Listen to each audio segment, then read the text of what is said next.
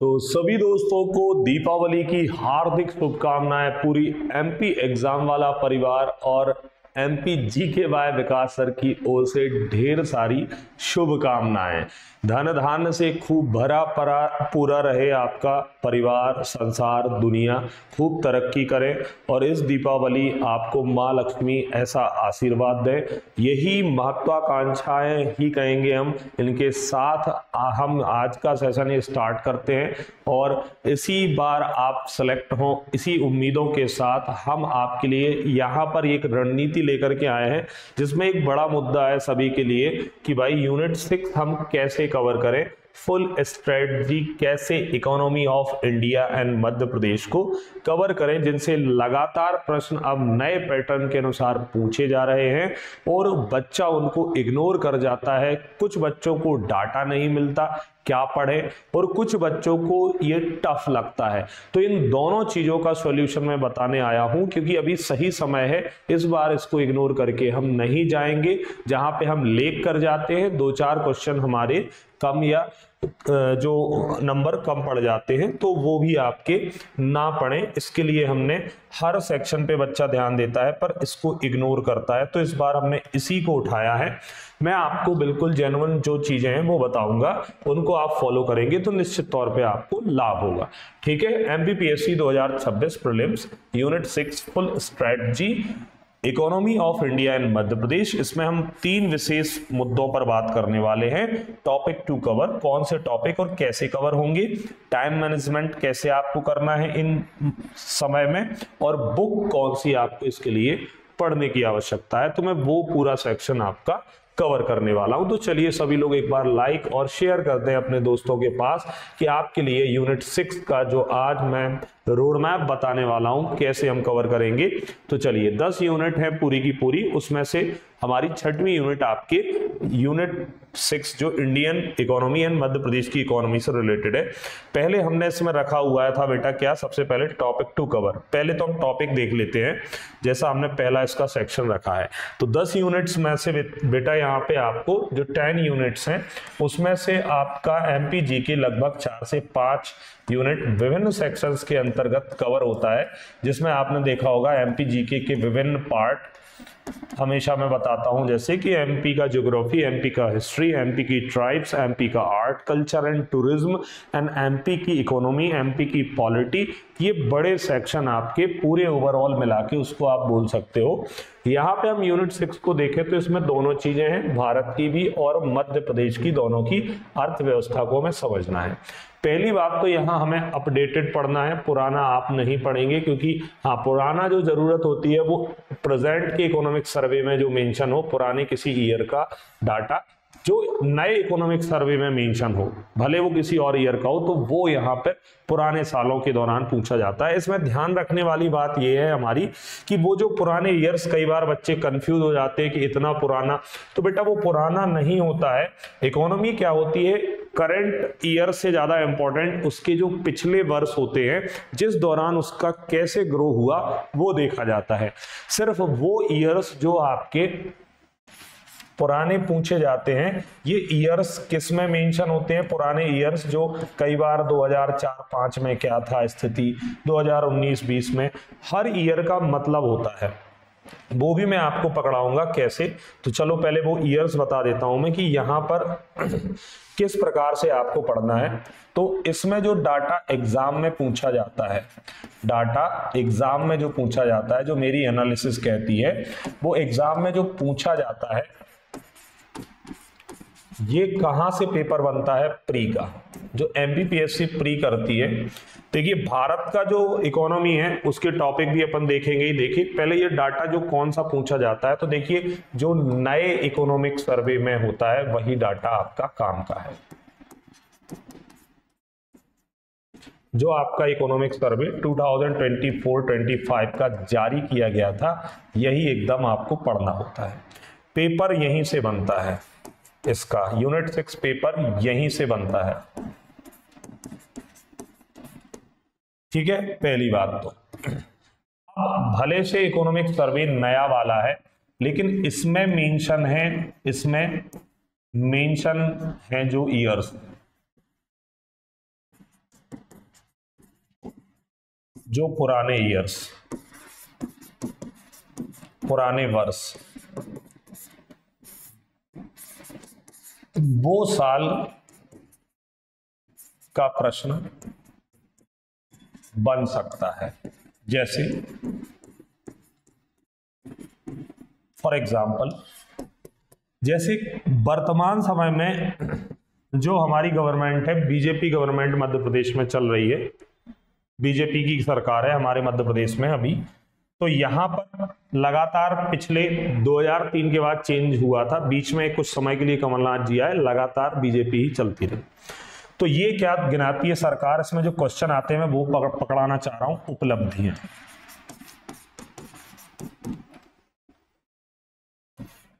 Achievement, सरकार अपनी achievements, उपलब्धियों से रिलेटेड यहां पर पेपर बनता है। अब जब से शुरुआत हुई थी सरकार की, वो यहां पर, और करंट में जो एक सीएम अभी रहे थे, हालांकि वो पूर्व सीएम अभी हो गए हैं, शिवराज जी का कार्यकाल जहां से शुरू हुआ, एक वो ईयर काम की है इसमें, शिवराज जी का कार्यकाल वो ईयर काम की है। तो यहां पर कुछ ईयर्स जो इकोनॉमिक सर्वे, हालांकि 400 प्लस पेज का है, तो बच्चा तो नहीं पढ़ सकता, मतलब आप लोग तो नहीं पढ़ सकते, हम वो काम कर रहे हैं। शिवराज जी का कार्यकाल जहां से स्टार्ट होता है, उस ईयर को कंपेयर करके 2004-5 एक ईयर्स में मेंशन है, जो इकोनॉमिक सर्वे नया है पर मेंशन यहाँ की ईयर है। तो कई बार वो 2005-4-5 उठा लेता है, बच्चा परेशान हो जाता है, इतना पुराना कैसे करेंगे। तो भाई ये पुराना पढ़ना नहीं है आपको हर साल का, ये यहाँ पे मेंशन है ये वाला ईयर, तो एक ईयर ये काम का है। दूसरा ईयर यहां पर आप देखोगे मध्य प्रदेश की इकोनॉमी, तो मैंने बोला कि एक साल से नहीं ये कंपेयर होती, कई वर्षों से पूरा देखा जाता है ग्रोथ। तो ये 2011-12 एक वर्ष यहां पर काम का है आपका। इस दौरान क्या इसको बनाया गया है, हमारी मध्य प्रदेश की इकोनॉमी का इसको बेस ईयर माना गया है। तो इससे कंपैरिजन करता है, कई बार 2011-12 पेपर में लिख के आ जाता है, बच्चा बोलता है कि 2011-12 का पढ़ूंगा क्या मैं, नहीं, इसमें मेंशन है ये ईयर, पढ़ना अपने को यही नया वाला, इसमें ये साल मेंशन है कि शिवराज जी के कार्यकाल से देखा जाए पिछले 20 साल। अब यहां पर क्या हुआ, मध्य प्रदेश की इकोनॉमी का बेस ईयर माना गया है, इससे इसको कंपेयर किया जाता है, बेस ईयर माना गया है अभी के लिए, आधार वर्ष कह रहे हैं। तो यहां पर क्या करेगा वो, इससे क्या होता है, कंपेयर होता है। चाहे हमारी for example per capita income हो, पर कैपिटा इनकम प्रति व्यक्ति आय जिसको आप कहते हो मध्य प्रदेश की, जो इस इकोनॉमिक सर्वे में मेंशन है, या फिर आपका जीएसडीपी हो, ये कंपैरिजन जो देखा जाता है ये स्थिर भाव पर जो देखा जाता है, तो ये बेस ईयर है हमारा फिक्स्ड प्राइसेस पर, स्थिर भाव पर। तो इसका डाटा ये होता है जो इसमें मेंशन है नए वाले में। एक आपने देखा है कि 2004 से 5 से 20 साल, एक डाटा ये भी चलता है कि भाई 2024-25 में यहां हो चुके हैं 20 साल, तो इन 20 वर्षों में इकोनॉमी का क्या हाल रहा, एक ईयर ये है। एक आपका जो कंपेयर होता है कोरोना, कोरोना में थोड़े चेंजेस हुए थे इकोनॉमी में, तो कोरोना काल से भी, जो कि 2019-20 से भी कंपेयर किया जाता है, यहां से भी आता है। तो ये कुछ ईयर्स हैं जो यहां काम के हैं, लेकिन पढ़ना अपने को यही है, पुराना नहीं पढ़ना है, इसमें लिखा है सब कुछ। जो ईयर यहां मेंशन होगा उससे ही प्रश्न बनेगा, जो ईयर यहां मेंशन होगा बेटा, जो ईयर यहां मेंशन होगा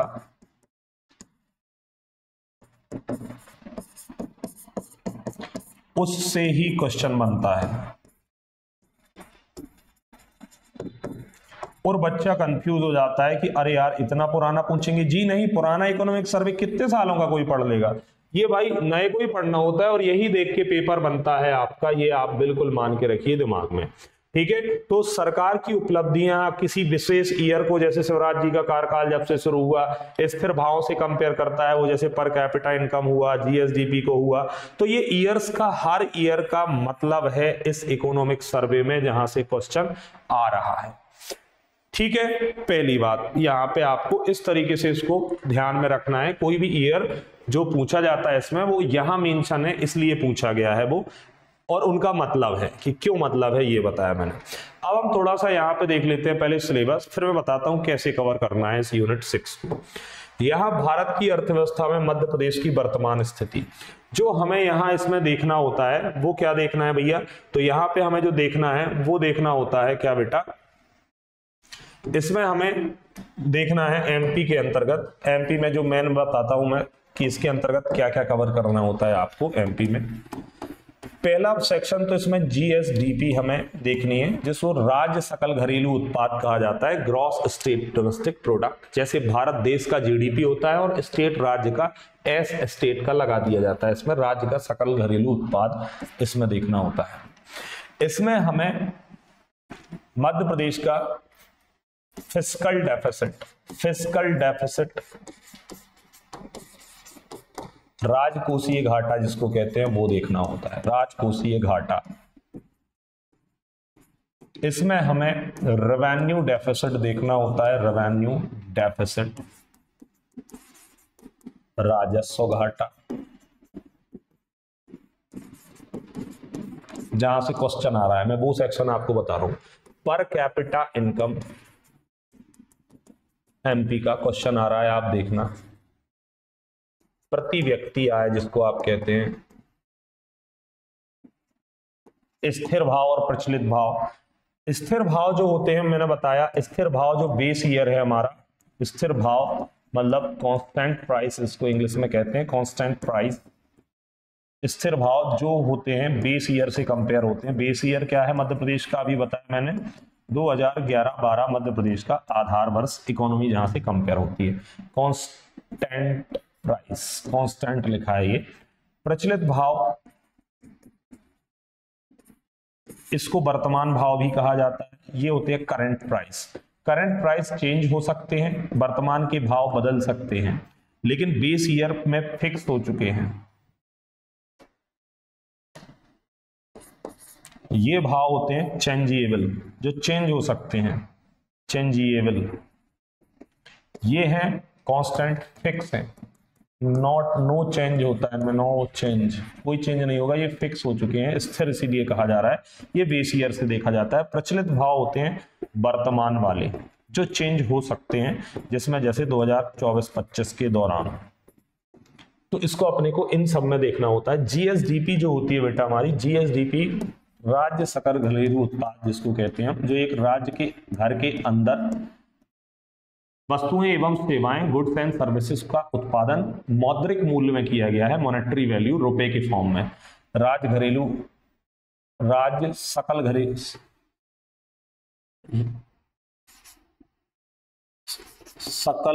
राज्य घरेलू उत्पाद कहा जाता है इसको, राज्य घरेलू उत्पाद।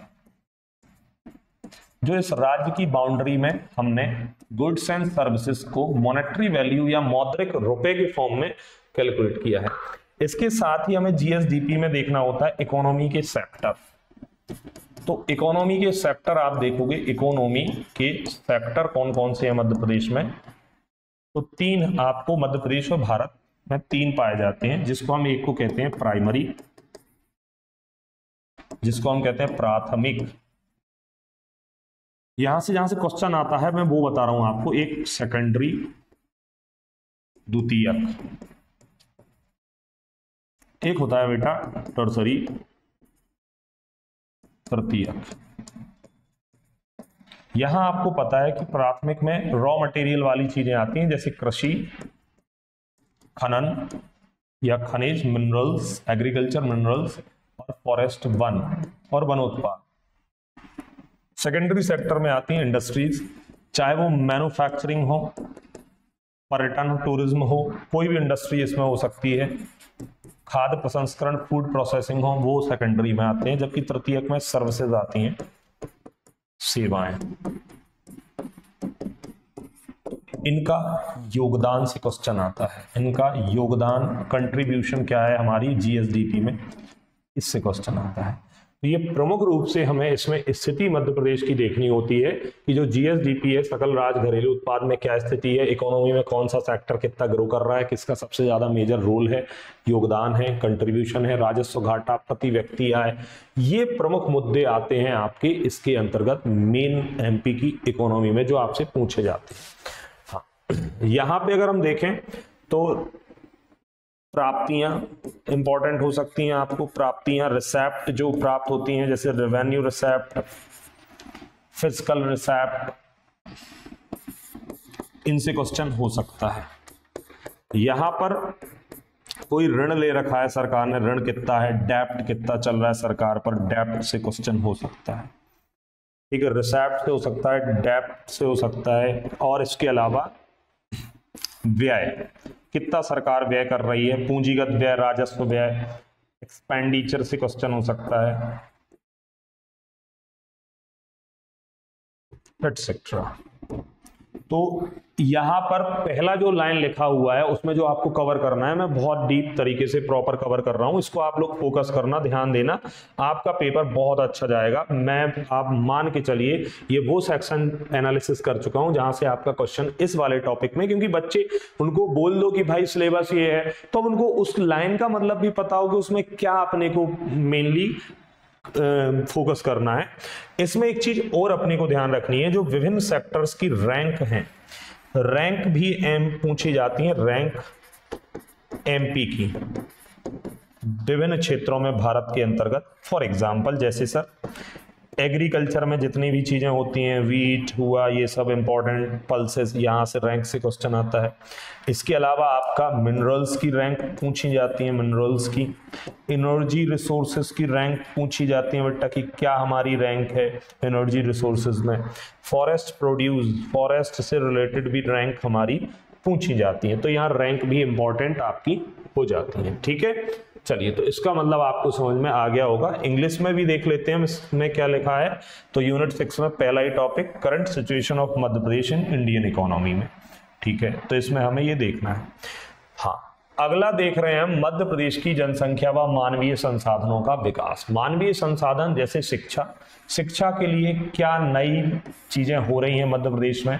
जैसे आप देख रहे हो शिक्षा के क्षेत्र में हिंदी में मेडिकल कॉलेज, हिंदी में अब एमबीबीएस कराई जाएगी। इसके अलावा आप देख रहे हो आयुष पर आधारित और कई महाविद्यालय, जैसे वर्तमान समय में 32 आपको चिकित्सा महाविद्यालय मध्य प्रदेश में देखने को मिलेंगे। स्वास्थ्य के क्षेत्र में क्या काम हो रहा है, कि कौन कौन से हॉस्पिटल्स चल रहे हैं, कोई आयुर्वेदिक हॉस्पिटल नया स्टार्ट हो रहा है, कौशल बहुत सारे जैसे ग्लोबल स्किल पार्क वगैरह हुए, है ना, ग्लोबल स्किल पार्क हुए, जैसे ग्लोबल स्किल पार्क, ITIs हुए, ITI, या कोई स्कीम हुई, स्कीम भी इसमें हो सकती है, स्कीम योजना जैसे सीखो कमाओ योजना आई थी, है ना। ये सारी चीजें आपकी इसमें आपको कवर करनी है जो इकोनॉमिक सर्वे में दिया गया है। ये सारा कहां पर दिया गया है सर, तो इकोनॉमिक सर्वे के अंतर्गत हमें देखना है, सब इकोनॉमिक सर्वे से ही पेपर आएगा और नए वाले से न्यू। हालांकि 450 पेज का है, तो आपको पढ़ने नहीं बैठना है, हम लोग कर रहे हैं, मैं बताऊंगा आगे कैसे करना है इसको, क्योंकि आपको अननेसेसरी समय अपना नहीं खराब करना है, क्योंकि ऑलरेडी हम लोग लगे हुए हैं उसमें। सतत विकास लक्ष्यों में मध्य प्रदेश की प्रगति, ये जो आप देखोगे सस्टेनेबल डेवलपमेंट गोल्स हैं, तो आपने देखा होगा वर्ल्ड में 17 गोल्स हैं, लेकिन इसमें नीति आयोग 16 पे रिपोर्ट जारी करती है, 16 लक्ष्यों पर। तो नीति आयोग की रिपोर्ट आती है, ये नीति आयोग रिपोर्ट, ये कहां मिलेगी सर, तो बेटा ये नीति आयोग की वेबसाइट पे है, लेकिन आईएमपी की छांटनी पड़ेंगे। इससे बढ़िया है कि आप जनसंपर्क पे डलिए, आप ऐसे ही लिखना सतत विकास लक्ष्यों में मध्य प्रदेश की प्रगति, जनसंपर्क मध्य प्रदेश, जनसंपर्क लिखना आप गूगल पे, तो आपको ये आपके सामने पूरा का पूरा टेबल आ जाएगा, उससे आप कवर कर सकते हैं। इसके अलावा और क्या है तरीका, वो मैं अभी बताता हूं, पहले आपको ये समझ में आ जाए कि क्या क्या पढ़ना है इनमें। मध्य प्रदेश में कृषि, तो आपने कृषि में ग्रोथ देखी होगी, विभिन्न प्रकार की टेक्नोलॉजीज या जो भी इनोवेशन हो रहे हैं, है ना, वो देखने हैं इसमें। उद्योग, जो भी उद्योग वर्ष, जैसे वर्तमान में 7 इंडस्ट्रियल कॉन्क्लेव, उद्योगों में इन्वेस्टमेंट, लगातार निवेश हो रहा है, तो यहाँ उद्योग का ये आपको करंट वाला सब देखना है, और इसमें टच स्टैटिक नहीं होगा। करंट के हिसाब से वर्तमान की बात करनी है आपको, वर्तमान ग्रोथ बतानी है, क्योंकि इसमें टॉपिक आपने देखा होगा कि सर उद्योग तो वहां भी दिए हैं जहां पे एमपी की ज्योग्राफी है, उसमें जो उद्योग पढ़ने होते हैं वो उनका डाटा स्टैटिक, कहां पे कौन सा उद्योग लगा है, चाहे वह 1922 में ही क्यों ना मध्य प्रदेश का पहला सीमेंट फैक्ट्री बानमौर मुरैना में लगा हो। यहां करंट की बात होती है, वर्तमान में क्या ग्रो हो रहा है, इसमें कृषि के क्षेत्र में, उद्योग के क्षेत्र में, MSME micro small medium enterprises में क्या हो रहा है, और इसके लिए कोई अधोसंरचना विकास हो रही है, जैसे says, SEZ special economic zone बन रहे हैं, ये सारी चीजें, मतलब यहां वर्तमान में इकोनॉमी के हिसाब से डाटा कवर करना होता है, इसलिए डबल डबल लिखा है। अदरवाइज उद्योग तो हम पढ़ ही गए चुके हैं ज्योग्राफी में, फुल एनालिसिस कर रहा हूं मैं, आप समझना इस बात को। तो करंट का डाटा के हिसाब से यहां पे इसको कवर करना होता है। आत्मनिर्भर मध्य प्रदेश ANMP, आत्मनिर्भर मध्य प्रदेश, तो बेटा ये चीज आप एग्रीकल्चर, इंडस्ट्रीज, एमएसएमईज, इंफ्रास्ट्रक्चर देख ही चुके हैं, बता दिया मैंने। सेल्फ रिलायंट मध्य प्रदेश, आत्मनिर्भर मध्य प्रदेश, तो धीरे धीरे आत्मनिर्भरता की ओर मध्य प्रदेश ने जो अपने कदम बढ़ाए हैं, सेल्फ रिलायंट, जिसमें ओडीओपी मध्य प्रदेश का आपसे एक एग्जाम में पूछा जाता है, उन सभी जिलों के ओडीओपीज आपको मैंने 2 मैप भी दिखाए थे, आप भी सर्च कर सकते हो मध्य प्रदेश के सभी ओडीओपीज, और वो मध्य प्रदेश सरकार के द्वारा पेज भी शेयर किए गए हैं इसमें अपने को। और आत्मनिर्भर मध्य प्रदेश के 4 बड़े पिलर या स्तंभ या सब्जेक्ट हैं, उनको अपने को इसमें कवर करना है। कहां से करेंगे वो बताऊंगा अभी। मध्य प्रदेश में बौद्धिक संपदा अधिकार IPR, अब ध्यान देना, यहां सब पूरा क्या बात हो रही है, मध्य प्रदेश लिखा है, ध्यान से देखो आप, मध्य प्रदेश लिखा हुआ है इसमें, ठीक है, इसमें सब में मध्य प्रदेश लिखा है, ये पूरा मध्य प्रदेश के हिसाब से कवर करना है आपको। बौद्धिक संपदा अधिकार सीधे आपको वर्ड लेके कवर करने नहीं जाना है, आपको अभी पूरा मध्य प्रदेश का ही कवर करना है। अब इसमें जैसे सर GI टैग होते हैं बेटा, GI टैग्स मेनली इसमें इंपॉर्टेंट है MP के, यहाँ से 1 से 2 क्वेश्चन GI टैग के आपके आएंगे। वही बौद्धिक संपदा या फिर इंटेलेक्चुअल प्रॉपर्टी का मतलब होता है कि जो बुद्धि के द्वारा उत्पादन किया गया हो किसी भी चीज का, किसी विशेष क्षेत्र के अंतर्गत, ठीक है। इसमें कई सेक्टर्स आते हैं, मैं एक एक टॉपिक अभी लाइन से दिवाली बाद यूट्यूब पर पढ़ा दूंगा आपको कहीं नहीं भटकना है और उससे बाहर नहीं जाएगा, ठीक है। तो इसमें पढ़ना क्या होता है मैं वो बता रहा हूं। जैसे कोई आपने देखा होगा कॉपीराइट लिया है किसी ने, बुद्धि के द्वारा किसी ने कोई नोवेल लिख दिया, किताब साहित्य लिख दिया, अब उस पर अधिकार है, किसी ने बुक लिख दी अपनी, है ना, कॉपीराइट लगा सकता है वो, ये बुद्धि के द्वारा उसने अपनी संपदा बनाई है, किताब बनाई है। इसमें कोई पेटेंट, लोगो, इंडस्ट्री की डिजाइन, कोई कार की डिजाइन दूसरा यूज ना कर पाए तो सबके ये क्या कराए जाते हैं, यहाँ उनको राइट्स दिए गए हैं, एक्ट अधिनियम बनाए गए हैं सबके लिए, चाहे ये अधिनियम बौद्धिक संपदा के अंतर्गत पेटेंट अधिनियम हो, चाहे आप देखो अपना कॉपीराइट अधिनियम हो, चाहे आप देखो GI टैग का भी अधिनियम है। तो इसके माध्यम से ये सारी चीजें अपने को इसमें कवर करनी होती हैं, ठीक है बेटा। तो ये अपना फुल एनालिसिस के क्या क्या इसमें आपको देखने को मिलेगा। इसके बाद भारत की अर्थव्यवस्था की नवीन प्रवृत्तियां, तो देखिए नवीन, अच्छा पहले मैं इनको कवर कहां से करना है वो बता दूं क्या, पहले देख लो नवीन प्रवृत्तियां मध्य भारत के अंतर्गत देखनी है अब आपको। इसको कवर करने के लिए भी आपको भारत का इकोनॉमिक सर्वे पढ़ना पड़ेगा। इसके लिए आपको पढ़ना पड़ेगा इंडिया का इकोनॉमिक सर्वे, इंडिया का इकोनॉमिक सर्वे। अब ये इकोनॉमी में इसलिए अलग से रखा गया है क्योंकि आपने भारत की कृषि तो ऑलरेडी पढ़ी होगी ना, स्टैटिक कहलाता है वो, स्टैटिक पार्ट। ये नया देखना होता है डाटाबेस करंट में, तो ये डाटा बेस्ड होता है कि भाई क्या ग्रो कर रही है कृषि मध्य भारत के अंतर्गत, उद्योग कैसे ग्रो कर रहे हैं भारत के, सर्विस सेक्टर भारत का कैसे बढ़ रहा है।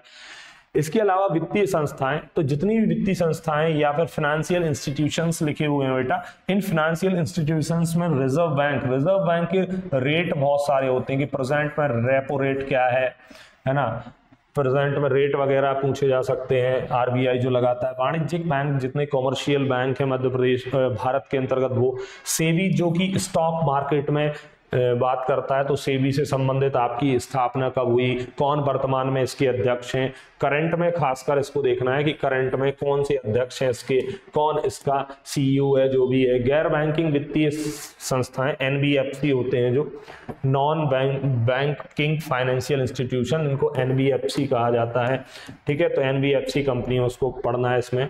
भारत की विदेशी व्यापार नीतियां, अभी व्यापार से संबंधित जो भी विदेशी व्यापार नीतियां हैं मध्य भारत के अंतर्गत जो अन्य देशों के साथ चल रही हैं। G20 का कोई नया सम्मेलन हुआ, इसके अध्यक्ष कौन है, कितने देश हैं, भारत का क्या रोल है इसमें, सार्क, एशियान, है ना। तो इन सब का करंट डाटा देखना है आपको। कोई सम्मेलन हो रहा है, जैसे सम्मेलन हुआ, कहीं कॉन्फ्रेंस हुई, इसकी अध्यक्ष कौन है प्रेजेंट में, और स्टैटिक तो कवर करना ही करना है कि भाई स्थापना कब हुई, किस देश में इसका हेडक्वार्टर है ना, हेडक्वार्टर, एस्टैब्लिशमेंट, कितने इसके मेंबर हैं, ये सारी चीजें आपको इसमें पता करके रखनी है।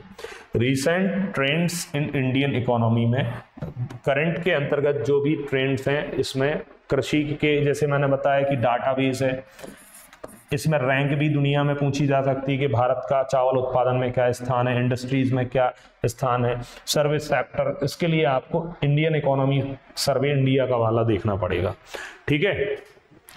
और फॉरेन ट्रेड पॉलिसीज हैं भारत की जो क्या हैं, वर्तमान में आप देख ही रहे होगे। G20 सम्मेलन समिट कहीं हुआ है तो वो समिट देखना है आपको, कौन इसके मेंबर्स हैं, कौन कब इसकी स्थापना हुई, कहाँ इसका हेडक्वार्टर है, कौन इसके प्रेजेंट में प्रेसिडेंट है, कौन इसका सीईओ है, जो भी है ना, सार्क और एशियान। तो ये सारे सेक्शन आपको यूनिट 6 में कवर करके रखना है। देखिए एक बैंक तो जरूर पूछा जाता है, जैसे SBI का हेडक्वार्टर कहाँ है ना, या फिर जो रूरल एरियाज में ग्रामीण बैंक होते हैं उनसे रिलेटेड क्वेश्चन हो सकता है। तो इसमें आपको इतनी सारी चीजें ये कवर करनी है, और MP के अंतर्गत मैंने बताया कि इन सब का मतलब क्या है। अब ये सर कवर कहाँ से होंगे, तो देखिए कवर करने के लिए सबसे पहले तो मैं आपको बता देता हूं कि आर्थिक सर्वेक्षण की मेरी एक तो 2 पार्ट डले हुए हैं। ये जिस YouTube चैनल में आप मुझे देख रहे हो, आर्थिक सर्वेक्षण, मैंने बेसिक चीजें बताई हैं इसमें, एक दिन basic to advance new updated data है ये, और ऑथेंटिक, वो 400 प्लस पेज की मैंने इकोनॉमिक सर्वे पूरा पढ़ा है। आपको बेसिक टर्म पता चल जाएंगी जो आप आज तक आपने भारत की अर्थव्यवस्था में भी समझने की कोशिश की नहीं होंगी, पर नहीं समझ में आया होगा, बहुत आसान तरीके से। इसमें ऐसे कमेंट तक पड़े हैं, आप देख सकते हो। ये 3 दिन पहले का एक कमेंट डला है कि sir your effort to explain every single term, एक एक शब्द समझाया बेटा मैंने इस पूरा। हमेशा के लिए आपका कंसेप्ट क्लियर हो जाएगा नए डाटा के साथ। और क्या याद रखना है, इवन इसमें मैंने हर पेज को पढ़ाने के बाद उसका क्वेश्चन लगाया कि ऐसा पेपर में आएगा, ठीक है। तो सिंगल टर्म आप देख सकते हो, really appreciative, you did a better job than teacher that teaches offline for UPSC in Delhi, है ना। ये तो सभी का आभार, आपका प्यार है, लेकिन मैं बता रहा हूँ ये सिर्फ इसलिए लगाया है कि इसमें मैंने बहुत माइनर छोटी छोटी चीजें बताई हैं, आप अगर देखें तो आपको समझ में आ जाएगा, ठीक है। तो जो लोगों को कहीं समझ में नहीं आया तो UPSC का मजा आप यहाँ पे इसमें ले सकते हैं, है ना। उस जो बच्चे ने कहा, बाकी आप ये सब तो ठीक है, अलग बात है, पर हाँ आपको 100% ये 2 पार्ट डले हैं, काम की चीजें हैं, तो आप इसको पढ़ लें। आपका ये जो पहली वाली लाइन है ना, ये पूरी कवर हो जाएगी। कौन सी वाली लाइन, ये जो इसमें पूछा जाना है ना आपका, ये सब बताया मैंने, इसमें सब कुछ बताया मैंने, ये वाला पूरा मैंने टॉपिक ये कवर कर रखा है। जो आपका यहाँ आपको बच्चों को परेशान करता है, ये फुली कवर है इसी YouTube पर, तो आप इसका लाभ उठाओ। क्वेश्चन 1 से 2 क्वेश्चन, इससे 2 क्वेश्चन कम से कम, 1 से क्या 2 क्वेश्चन कम से कम होंगे, और 3-4 चले जाएं तो अलग बात है। तो इस एक टॉपिक से 2 से 3 क्वेश्चन, और इसमें आपका सॉल्यूशन है, चाहे कैसा भी कुछ भी क्वेश्चन हो, यहाँ से कवर इसमें हो जाएगा, ठीक है। तो ये आपके लिए डला हुआ है उस टॉपिक के लिए। तो पहला टॉपिक तो हम यहाँ से कवर कर लेंगे। फिर आती है बात इसकी, तो इसके लिए ज्यादा है तो मैं एक क्लास अभी लगातार, जैसी आपकी दिवाली खत्म होती है मैं ले आऊंगा, इस पर भी एक क्लास आ जाएगी मेरी। सतत विकास लक्ष्य पूरे कवर होंगे, इससे बाहर क्वेश्चन नहीं होगा। आत्मनिर्भर वाला भी मैं ले आऊंगा, इससे भी क्वेश्चन कोई बाहर नहीं होगा। एमएसएमई अधोसंरचना, ये मैं एक एक करके आईपीआर जीआई टैग मैंने यूट्यूब क्लासेस में पढ़ाए हैं, फिर भी मैं आपको पूरे के पूरे लाइन से पढ़ा दूंगा। तो अगले आने वाले समय में बाकी इसमें एनालिसिस की कर दी है मैंने पूरी की, क्या क्या पूछा जाता है। अगर आप भी अपने इस दिवाली के समय में अलग से खुद कर सकते हैं तो बिल्कुल करने के लिए आप तैयार रहें, कोई दिक्कत नहीं है। इसके अलावा सर और कोई बुक्स लगानी है क्या भाई? तो मैं आपको बुक्स बता देता हूं। अच्छा, अभी हर टॉपिक पर मेरी क्लास दिवाली बाद आएगी, हर टॉपिक पर क्लास इसी यूट्यूब चैनल पर मेरी यूनिट 6 की आएगी। ये ऑलरेडी एक टॉपिक कवर डला है जिसके अंतर्गत सभी कुछ हर चीज समझ आएगी आपको और पेपर वहीं से बनेगा। ये आप तब तक दिवाली में कवर कर लो, दिवाली में कवर कर लो आप। ये तब तक ये डला हुआ है 2 पार्ट, इसको दिवाली में कवर कर लो, जिससे आपका एक मेन सेक्शन जहां से 2 से 3 क्वेश्चन आने हैं वो कवर हो जाएगा।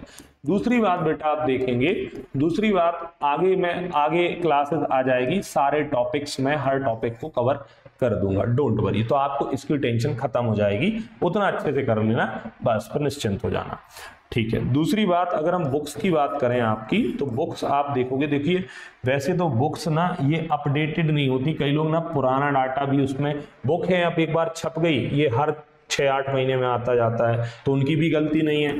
पर हाँ, अगर हम देखना चाहें तो कुछ बुक्स, जैसे एक आप देखोगे एमपी एग्जाम वाला की भी बुकलेट है, एमपी एग्जाम वाला की भी बुकलेट है हमारी,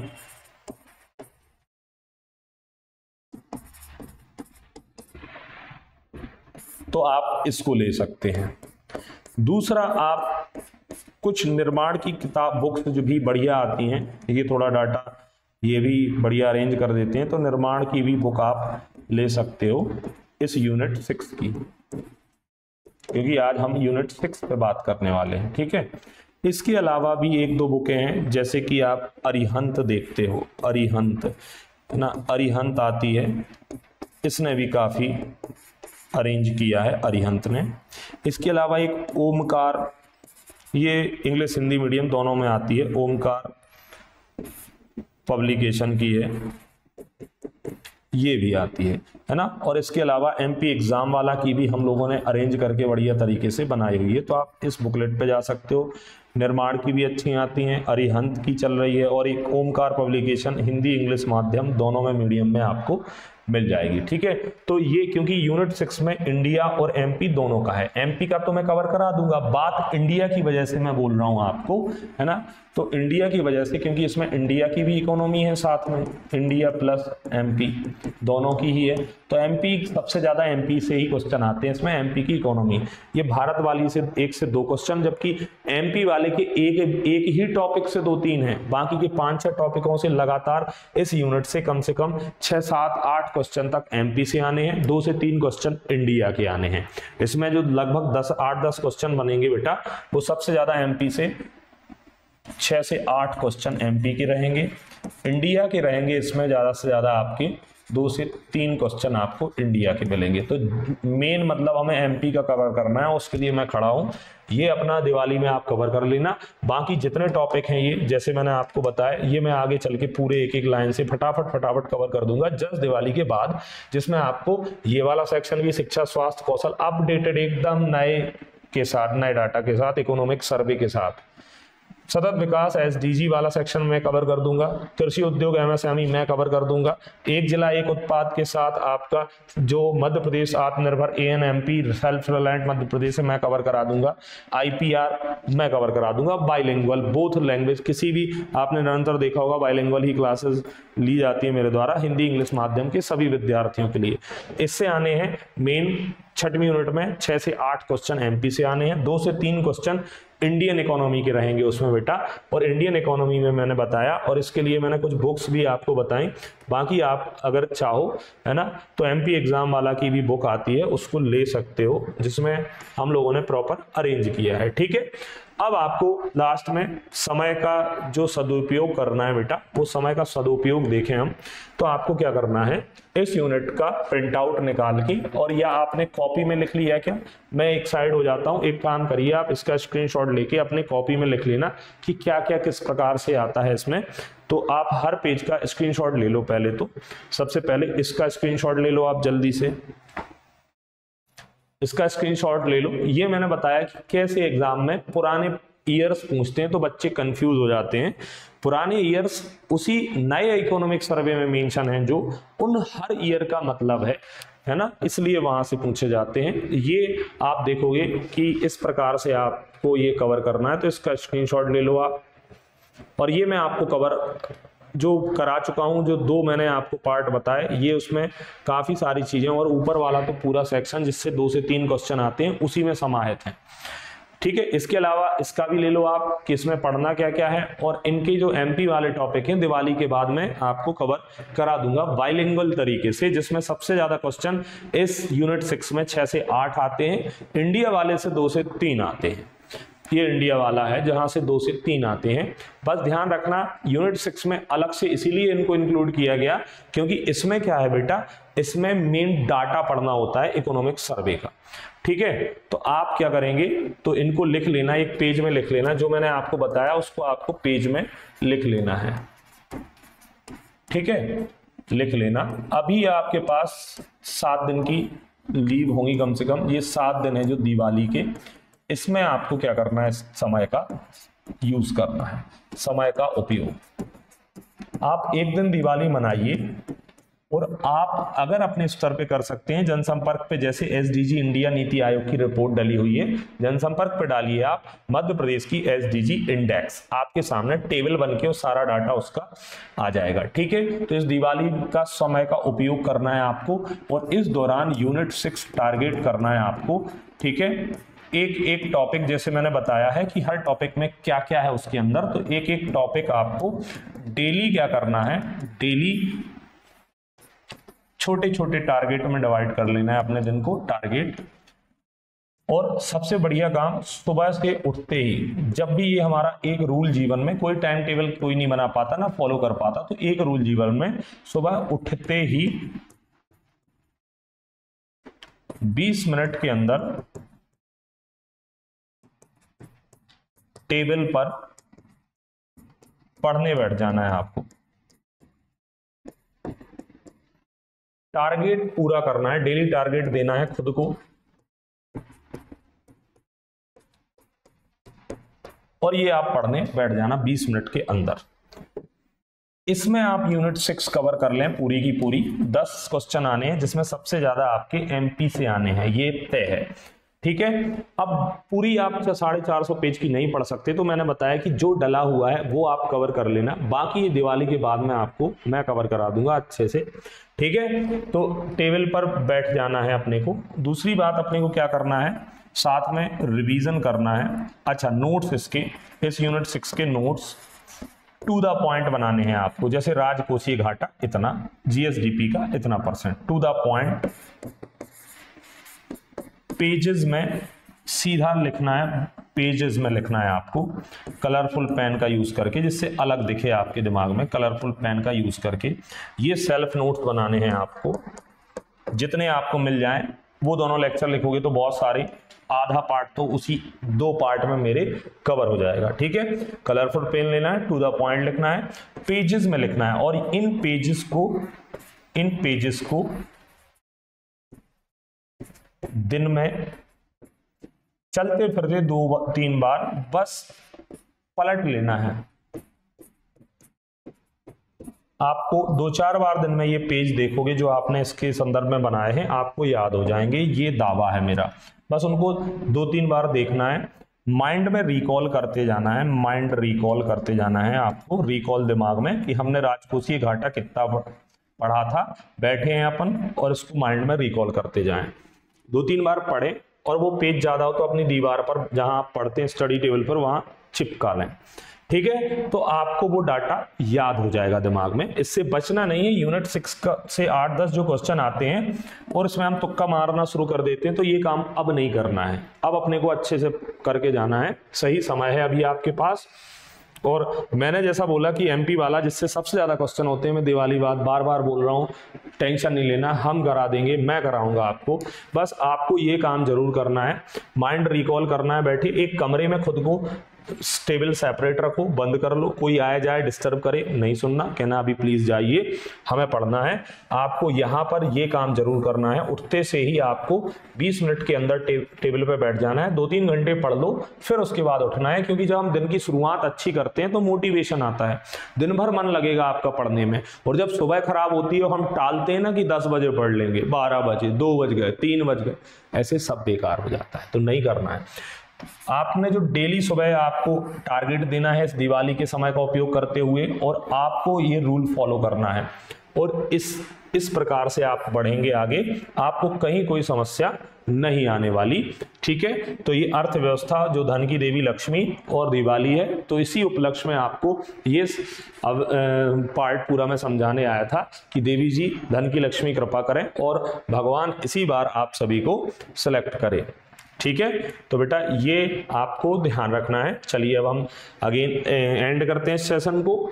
सभी को बहुत बहुत शुभकामनाएं, बहुत बहुत शुभकामनाएं दीपावली की। माँ लक्ष्मी सभी के ऊपर कृपा करें और सभी धन धान्य समृद्धि से भरा पूरा रहे आपका घर परिवार, और सभी लोग स्वस्थ रहें, निरोगी रहें, किसी को किसी प्रकार की कोई परेशानी ना हो।